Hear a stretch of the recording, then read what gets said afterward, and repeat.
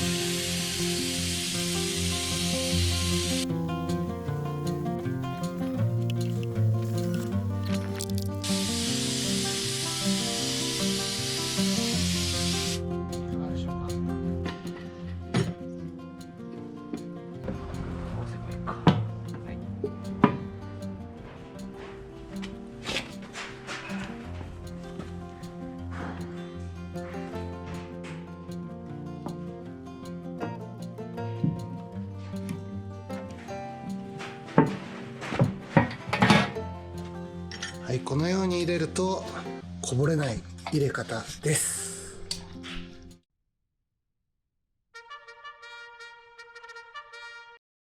こちらの、天井に貼り付ける生地の方に、前面に、貼り付けたので、次は天井の方にね、吹いていきたいと思います。で、こういうボンドはハンガー機の状態で、貼り付けるのが一番、粘着力が強くなるので、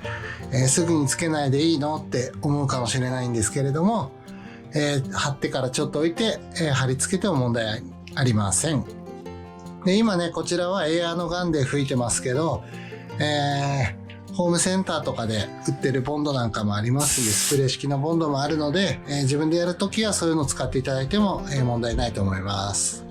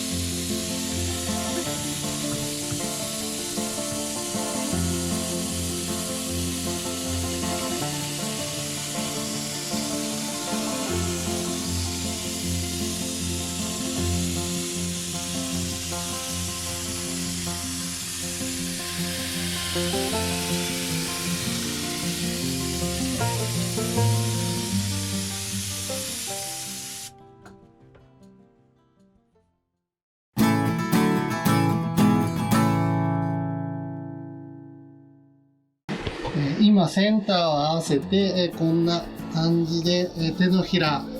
1つ分ぐらいを今貼り付けました。でこういったらもう徐々にこう手のひら1個分前にして中から外にこういう風に貼り付けていきます。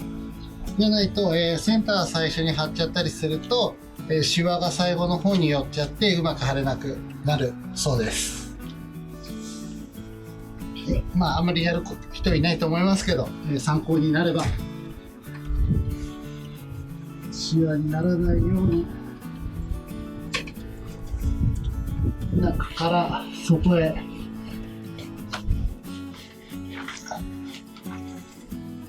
こういった感じで徐々にやっていきます。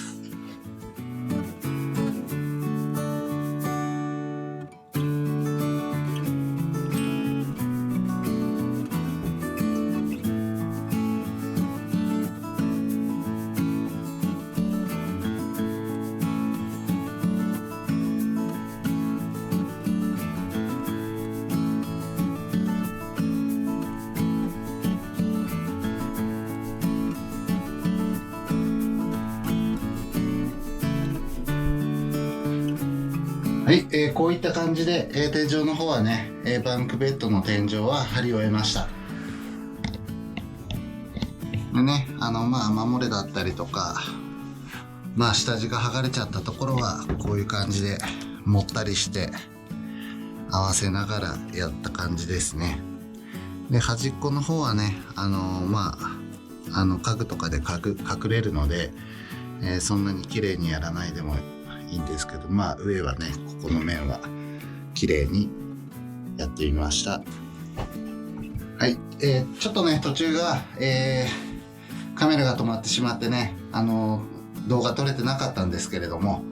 こういった感じで出来上がりました。で、次はね、壁紙を剥がしたりしていきますので、ぜひご覧ください。